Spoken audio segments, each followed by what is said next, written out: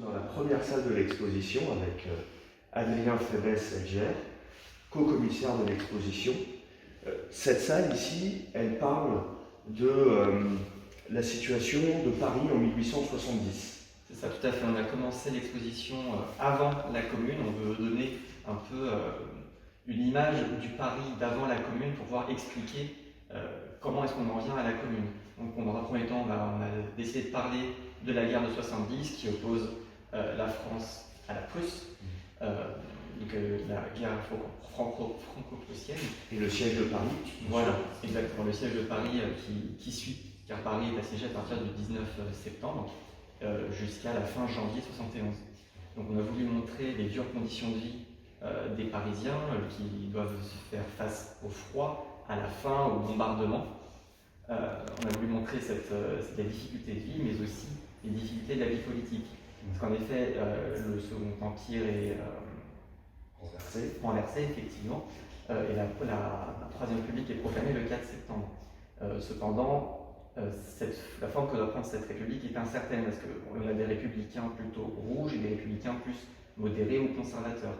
Donc on a voulu mettre en exergue toute cette image en fait, qu'il existe de la République à l'époque, et surtout de ce gouvernement de défense nationale qui est, selon certains, risque de trahir la République et de donner à livrer la France.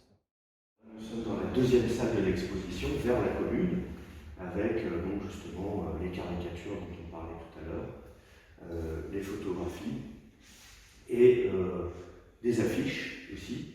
Et là, l'idée, c'est de montrer le déclenchement de cette commune, finalement. Voilà, c'est ça. On essaie de montrer un petit peu toujours cet état d'esprit qu'ont les Parisiens,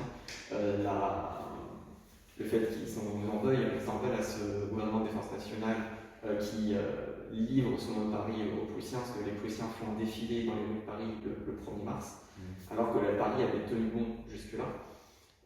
On a voulu montrer aussi cette idée selon laquelle les Parisiens pensent que la République va être trahie, car en effet, il y a des élections qui ont lieu le 7 février. Ce sont les royalistes qui sont partisans de la paix qui remportent les élections, qui sont représentés par Adolphe Thiers, et ils craignent justement que la République soit trahie et que ce soit qu'une restauration monarchique soit préparée. Oui, d'autant qu'Adolphe Thiers, c'est l'homme de tous les régimes. C'est-à-dire républicain du lendemain, mais auparavant royaliste, bonapartiste, un opportuniste en fait. Exactement, c'est ça. C'est exactement ça. Et on montre aussi déjà les premières insurrections qui ont commencé avant mars, dès le mois de janvier. Tout à fait, même dès octobre 70, car en effet, le 31 octobre 70, un groupe de blanquistes prend possession de l'hôtel de ville et tiennent en otage les membres du gouvernement qui sont dedans. Ils exigent l'instauration d'une commune. Toutefois, le gouvernement va temporiser et son mouvement va s'essouffler. Et chose intéressante, vous montrez aussi qu'il y a des communes dans d'autres villes de province. Il y a quelques documents qui le montrent à Lyon, à Marseille.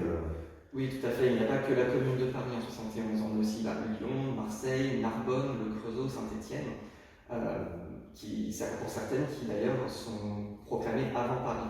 Toutefois, elles vont être très vite écrasées dans le sang, ce qui laisse présager ce qu'on va faire au communard parisien. Merci. J'entends les fous parler de résistance, de lutte à mort, de patrie et d'honneur. Mon ventre seul exige une vengeance. Sous le nombril, j'ai descendu mon cœur.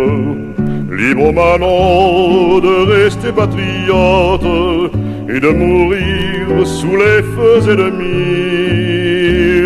Moi, j'aime mieux la sauce aux échalotes. Pour un beefsteak, messieurs, rendons Paris. Moi, j'aime mieux la sauce aux échalotes. Pour un beefsteak, messieurs, rendons Paris. Vive la paix, la France est aux enchères. Demain bourgeois, vous pourrez regoinfrer. Bismarck attend au château de Ferrières que dans Paris, Thiers lui dise d'entrer. Favre griffonne un dernier protocole.